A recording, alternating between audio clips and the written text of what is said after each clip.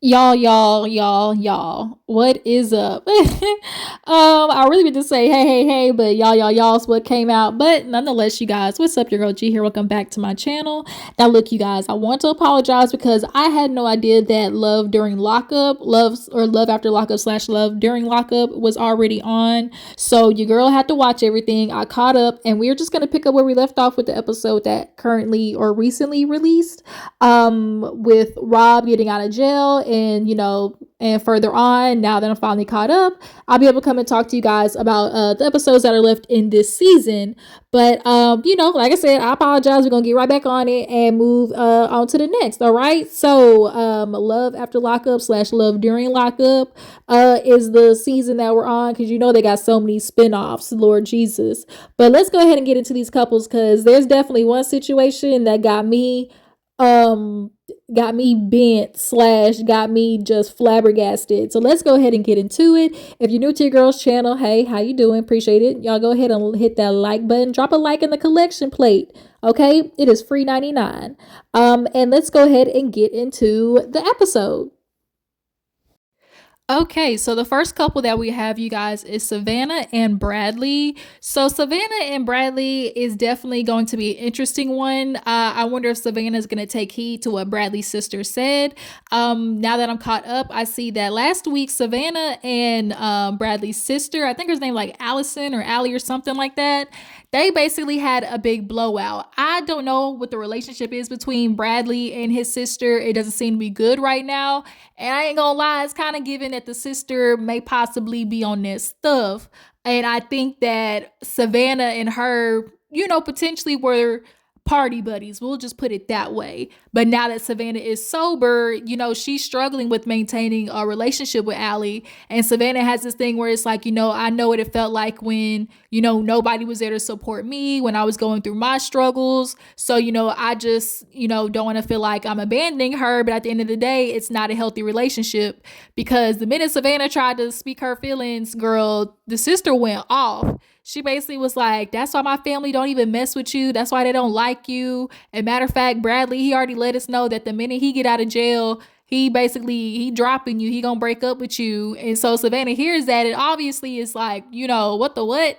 And so, the sister, like, she literally said to production, she was like, yep, he told us that basically the only reason that he's with her is because he's, financially, she's financially helping him. But the minute he get out, he plan on breaking up with her. So Savannah ends up, taking that information and, on the phone with Bradley, basically talked about it and told him what the sister said. And he was like, man, I told you my sister was crazy. Like, I already told you that it was not going to go well when you talked to her. And so she was, all Savannah wants to know is if what that girl said was true. Y'all drop down in the comments. Y'all think that what Bradley actually said that to the sister? I'm not going to lie. It's given valid. It's given definitely valid, because we do see that Savannah comes from a seemingly well-to-do family. They basically live in this plantation looking home, but it's got a whole bunch of secret doors and movie theaters, and you can definitely tell she grew up with a silver spoon in her mouth, so to say, or a princess treatment. And Bradley gets the benefits of that, so much so when Savannah is asking him to pay for her surgery, he's like, well, why don't you get your family to do it? Like, your family pay for everything else.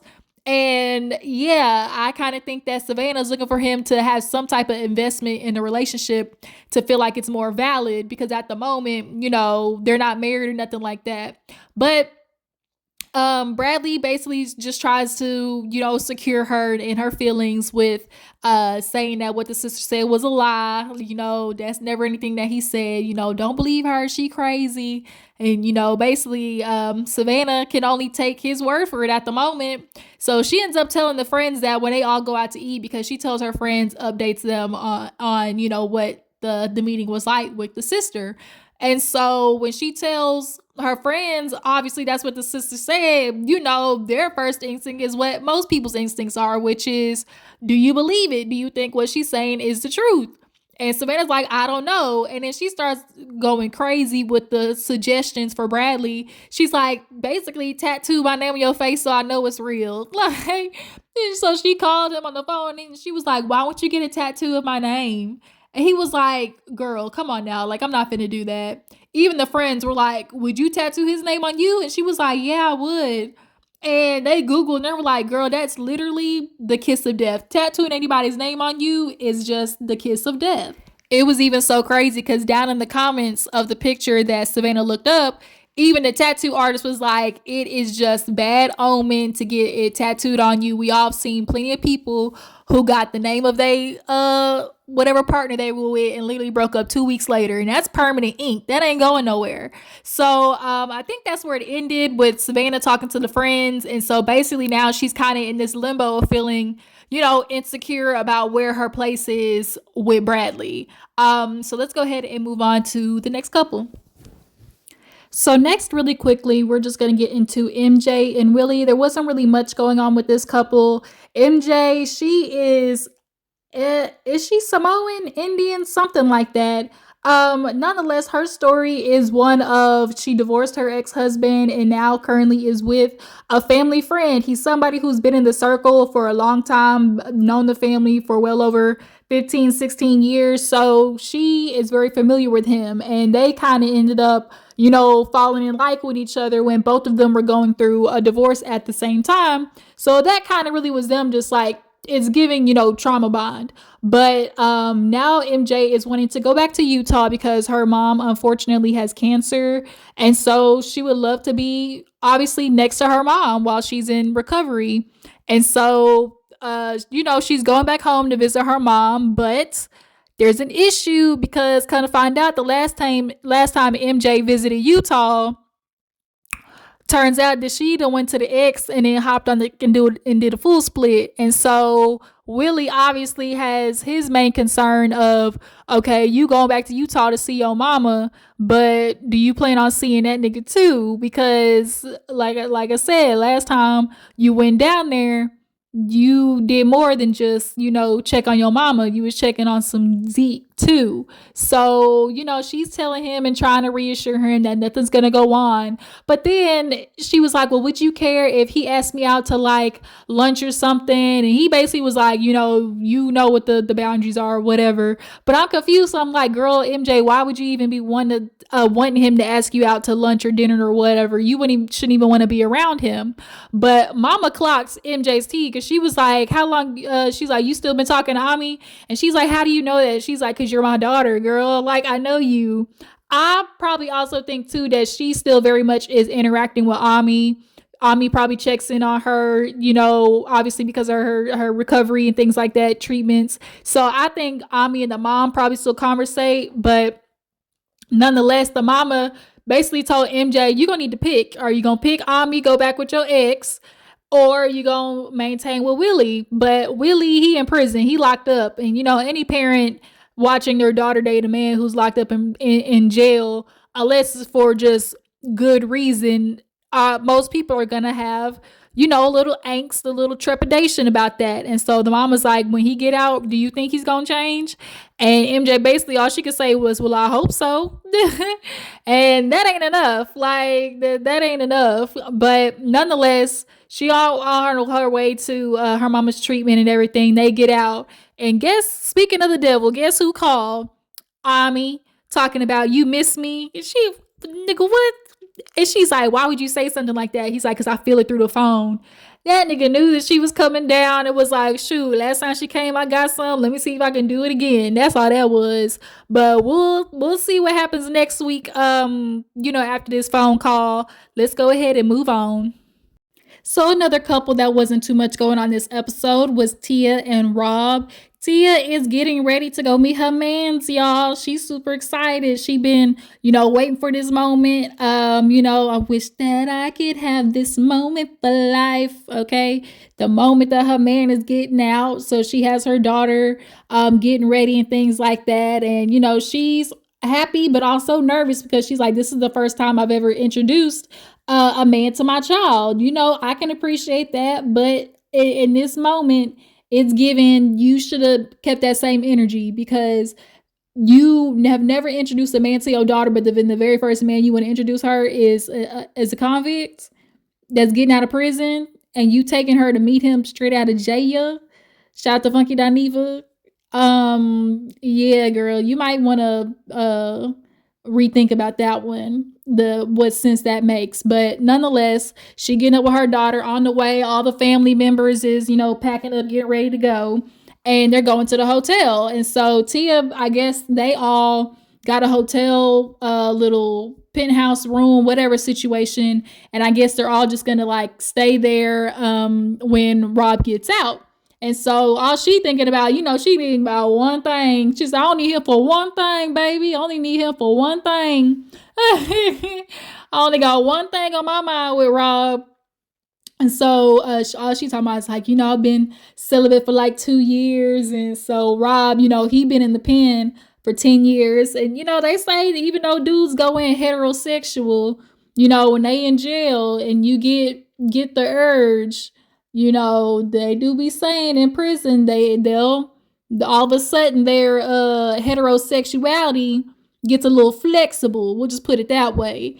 So nonetheless, Rob, he's ready to get out and given the perpetual, hopes and dreams that all the dudes come out and say, I'm just ready to get out and start my life and be a productive member of society. I want to be a happy family with me and Tia and, just, be happy.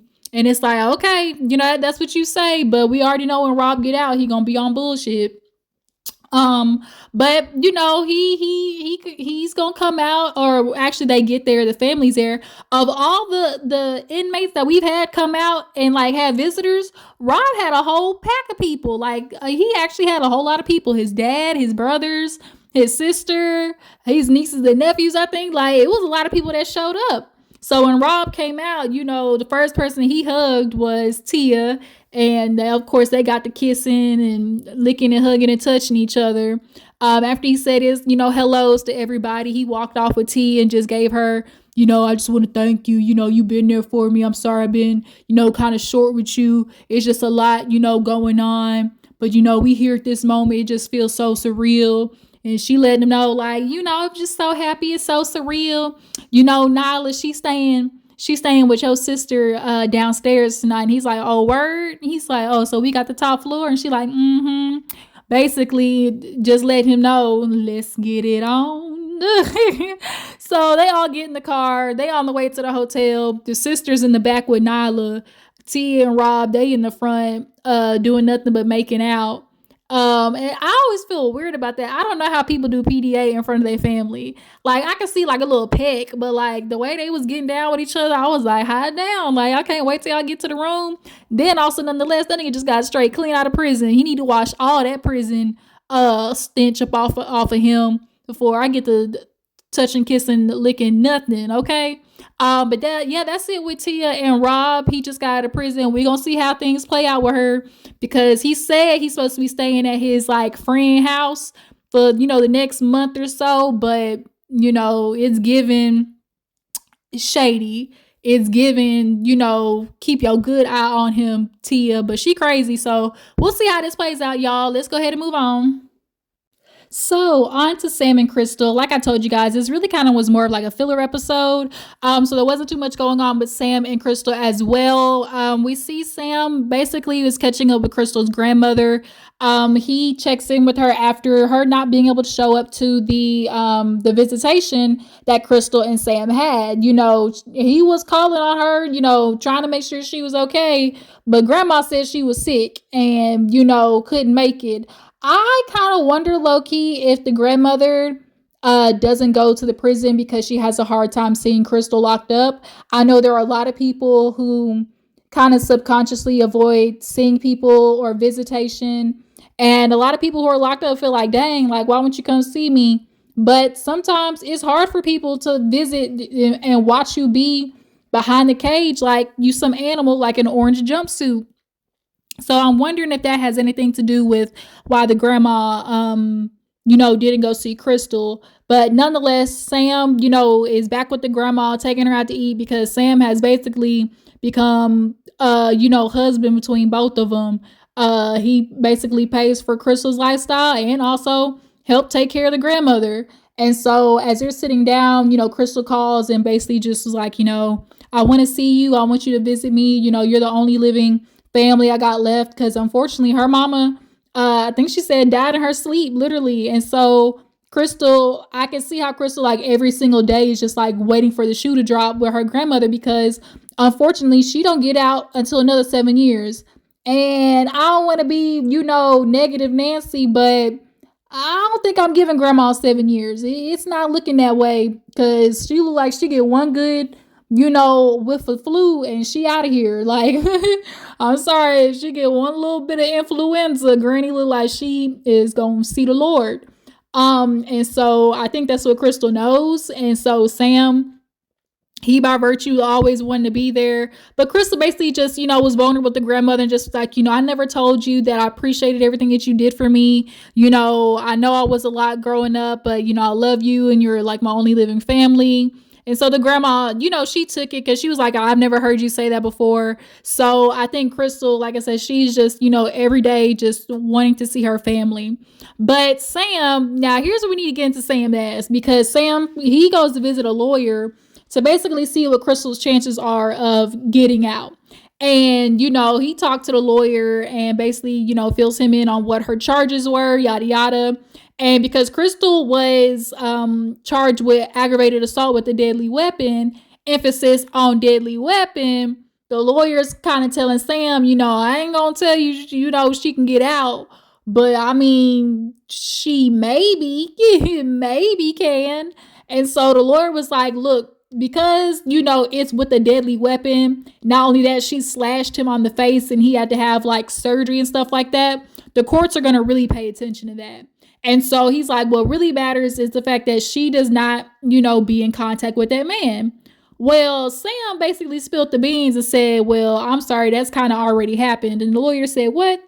Sam was like, yeah, not only during her parole did they see each other, which is why she ended up going back. She violated her parole by seeing him. But he's actually gone to visit her while she's been locked up. So in my mind, I'm like, I can see why in Sam's mind, he's probably thinking like, well, dang, why are they holding her? Because homie that she slashed in the face is willing to see her. So, but the lawyer's like, nah, like they can't see each other point blank period, because they see her as the, agitator. And so, Krystal in the prison was basically saying like, she had a very toxic relationship with her ex, and it's given, it's given drugs. Shout out to Bell Collective. But Sam now has to sit here and think like, dang, can I, really do the next 7 years? Because when I first got in this, she asked me to wait 4.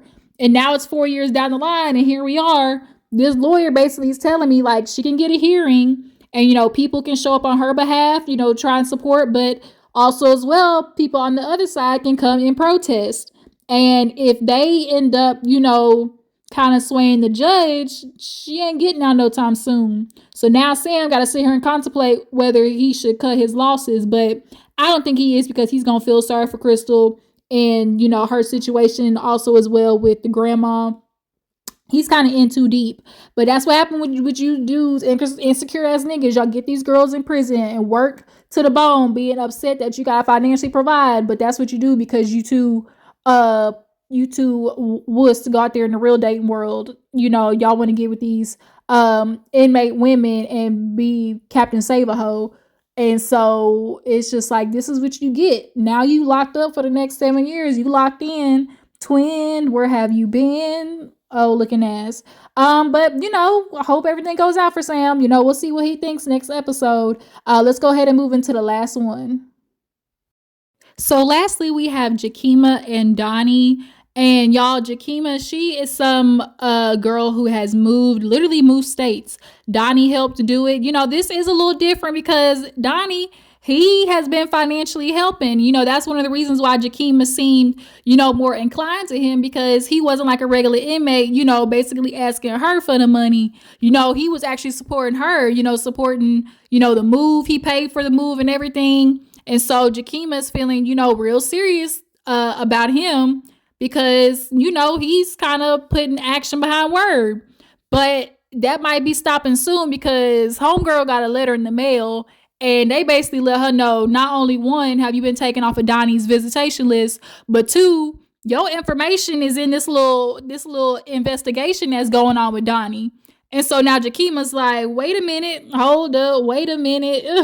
How did I end up in this mess? So she's reading, and because when she last talked to Donny, all he left her with was, oh, they moving me. And he made sure to tell at the end of the conversation, right before the goddamn collect call came in, talking about 1 minute left. He's in there, he's like, let me hurry up and throw this information on her and dip. But Donny basically lets her know that he's getting moved, but he's trying to sit there and act like he don't know why. They just put him in the hole. He don't know what's going on. And Jakeema's like, right, okay, you don't know nothing. You got no idea. They just moving you for no reason. And so when she gets this letter in the mail, to her, it's kind of like, okay, this clearly got something to do with it. But now when they're sitting here, when she's reading off all the charges that Donny potentially got, it's coming up, drug charges, possession with intent to sell. And so Jakeema's like, no, I don't do no, like, he knows I don't play with this. I don't want to get in none of this. I don't be doing with the drugs. But because her Cashapp was sent money that was by Donny's uncle, I think it was, or something like that. And so I'm thinking, okay, Donny probably sent Jakeema some money, but because that Cashapp, was like, it was sent through a Cashapp that was connected to Donny, they're obviously thinking like she either is sending him money, to help fund the drugs, or she getting paid off the, drugs being sold. And so she's now removed off the visitation list permanently as of right now. So she called a prison and is trying to get some more information.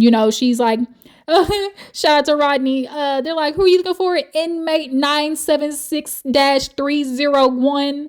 Donny is who I'm looking for. And homeboy was like, well, ma'am, I don't think I can tell you, is he not here? He's no longer in this prison. And so now Jakeema is like, now what the fuck is this? Like, what do you mean he not in the prison? Like, now my stuff, I got my name in papers in black and white. It's serious when you see your name in black and white. He's missing, MIA. I'm named in this, investigation, and I can't even talk to him because I've been removed off the list. Like, how does that work? How is she supposed to get answers for what's going on in her life when she can't even talk to the nigga? So now this is where things get serious because Jakeema has twin boys. And not only that, these boys are now becoming invested. One of them actually called him dad last episode. And you could tell it threw both Jakeema and Donny off. And he was just kind of like, wow, man. And so now Jakeema's like, now you see how serious it is. So you can't be playing with me, Donny. This is why I said before, I get so upset when it be all these women and they be introducing their kids to these niggas and they be involving them in their lives. And it's like, you are literally, the only thing you know about this man is the stuff that he said to you, like talked about, not actually did, like showed with action. So when y'all be having y'all's kids involved with this, like I literally just be cringing.